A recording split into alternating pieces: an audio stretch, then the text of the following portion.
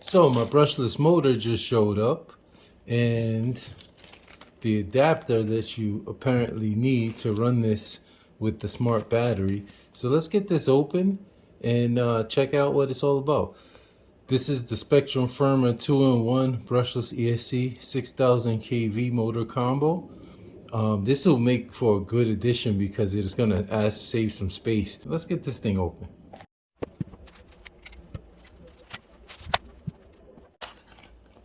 Oh, the thing is tiny.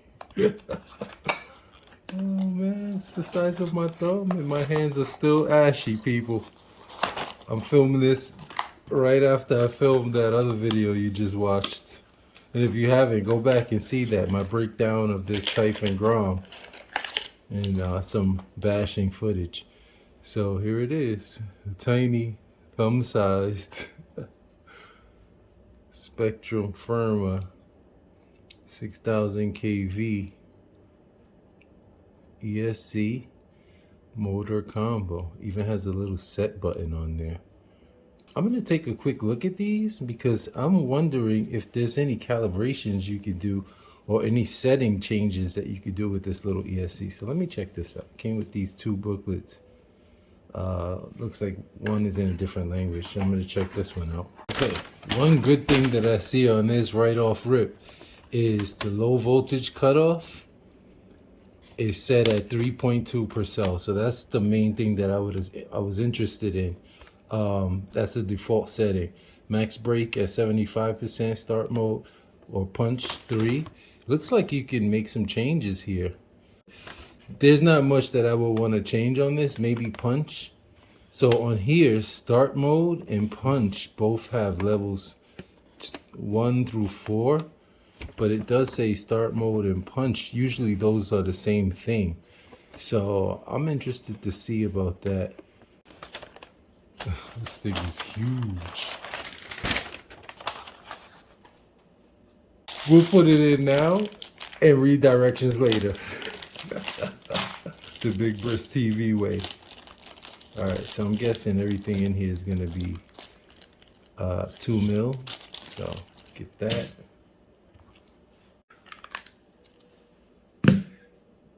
That's already fully charged.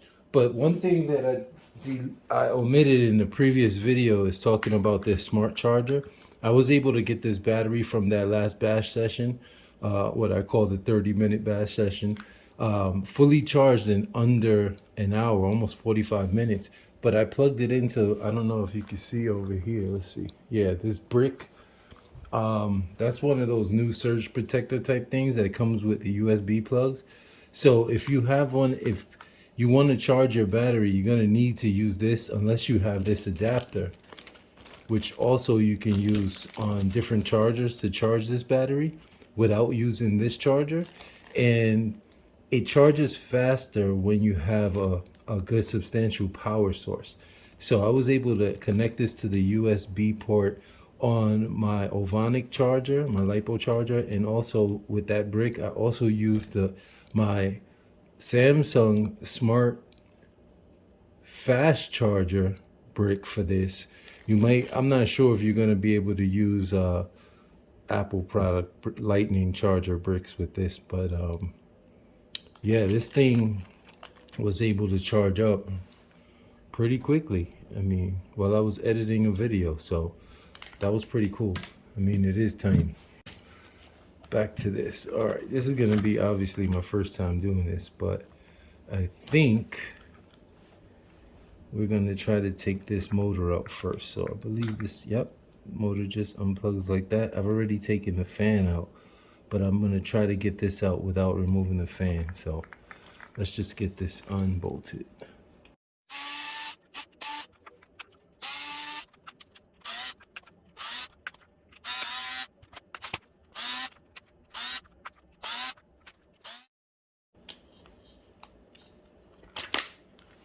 And there you have it, motor's out. It's a little wet in there because I had just washed this thing, so got this little handy C-Vast blower.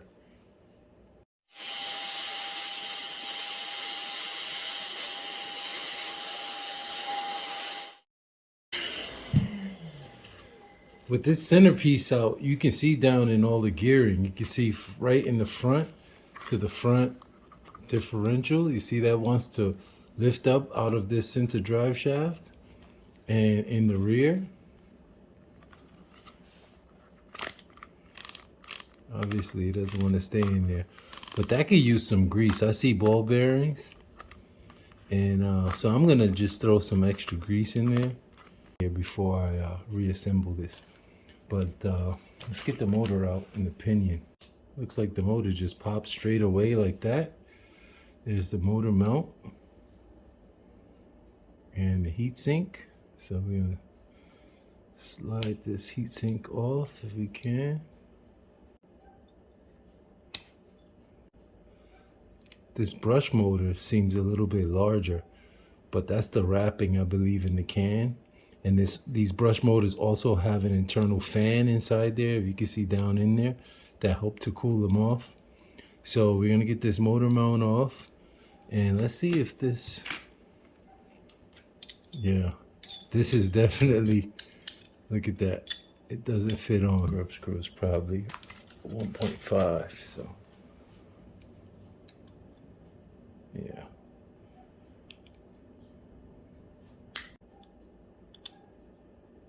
With these, if you wanted to change the pinion size, since the gear mesh is set by this mount, you will have to get a different motor mount. Arrma has all the part numbers for the different motor mounts. So just be mindful of that. If you want to change out the pinion, you need to change out the mount also. This motor in. I think I have a tiny bit of this Tamiya Cera grease left. This is the boron nitride compound. It's ceramic, so let's see if we could get it's like the toothpaste situation. Let's see if we can get a tiny bit out of here.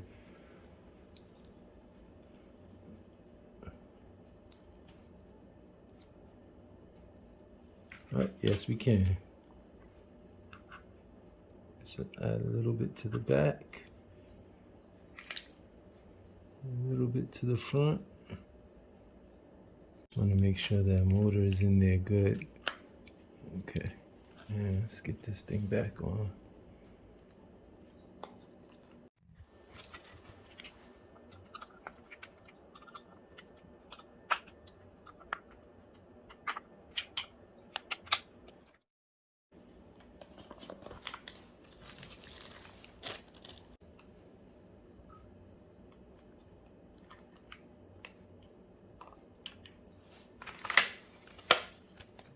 Now let's try to bind our radio with this bind plug. You just use any bind plug really to this SLR 300 receiver. Even though it's already bound to this 2-in-1 ESCM receiver, nothing's plugged into it, so it won't get any power. Power on the radio, and it's bound. Oh, okay.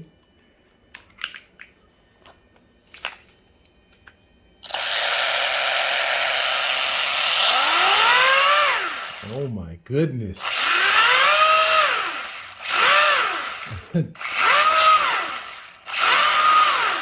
Significantly more balloonage. Okay.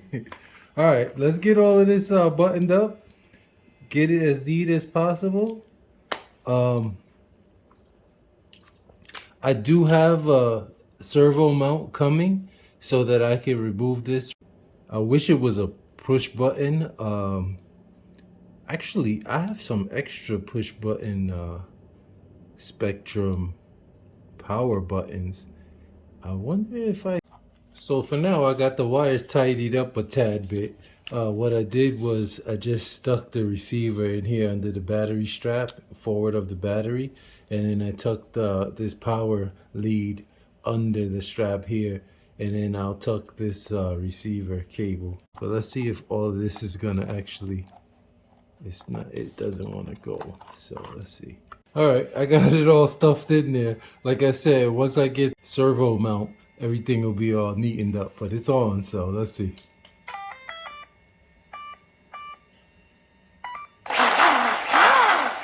Yep. Okay, so I was able to get her all buttoned up nicely. Looks good. Nice and clean install. What I did was I routed the antenna wire under the two battery cables that I have installed, like I showed before, pushed into these little retainers. And then I was able to remove the stock ESC. I realized that, hey, I don't need those mounts. All I needed was the legs. So I scored them, popped them off, and boom, I have the servo installed in there on the legs. You can see down in there the legs, chopped off legs. And then I just put some double-sided tape on my receiver and boom, clean install. Check it. I noticed that when you turn this on without the transmitter being on, you won't hear the... I just took it out for a speed run, so let's see what we got.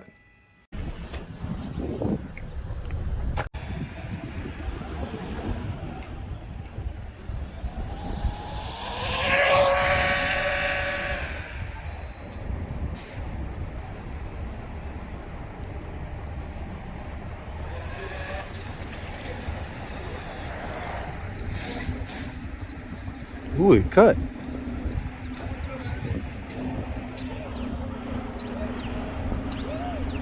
Sounds like something came. We got 38 though. Yep, just brought her back up. In Houston, we have a problem. And I'm not even gonna front like I haven't already checked, but take a look. I thought maybe the pinion just had come undone, and it did actually. It's right here. So I was like, okay, no big problem.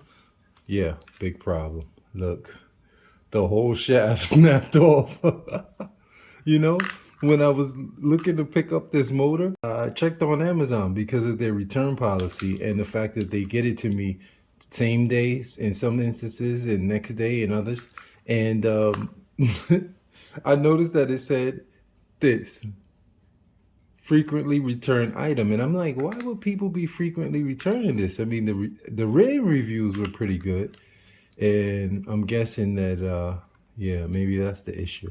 Obviously I won't be able to take this out for a bash on the pump track. I did order the all metal differentials for this, and so this morning right before I went out, it's nice to see that this thing rolls pretty smoothly.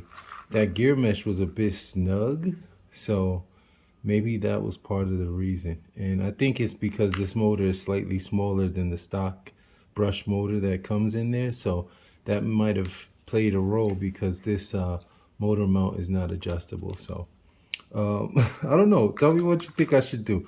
I'm gonna return this motor obviously, and I might just have them send me a replacement in lieu of trying to go with a different separate motor and ESC combo. I mean, real estate is real tight in here. I haven't even mounted the power button yet, so I don't know.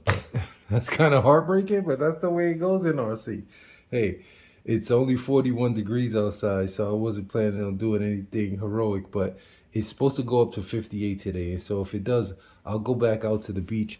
One of the great things about these little things is that I don't have to drive all the way out to the beach to do a speed run on it. But look out for the video for my infraction that I have on 4S. I'm going to try to hit 90 miles an hour. I might even go for the 100 again, like I did with the Vendetta. Speaking of the Vendetta, that's on sale right now. Check the description for where I have it listed. Feel free to send me an offer. That thing is like brand new. It's in mint condition. And yeah. This thing is so tiny. Check out where I had to put the speed meter under the bottom. And I was like, if this thing wheelies, I might lose yet another one. But we did get 38.2. So it's 68 feet. So that's respectable. Let me know what else you think I should do to this to make it like a EXB or whatever. I saw somebody do like a TLR tuned version. So I don't think this, you know, I don't think you need to go that drastic with this little thing. I mean, for what it is, it's not too heavy. You don't want to add too much unnecessary weight to it. But this is Big Bris.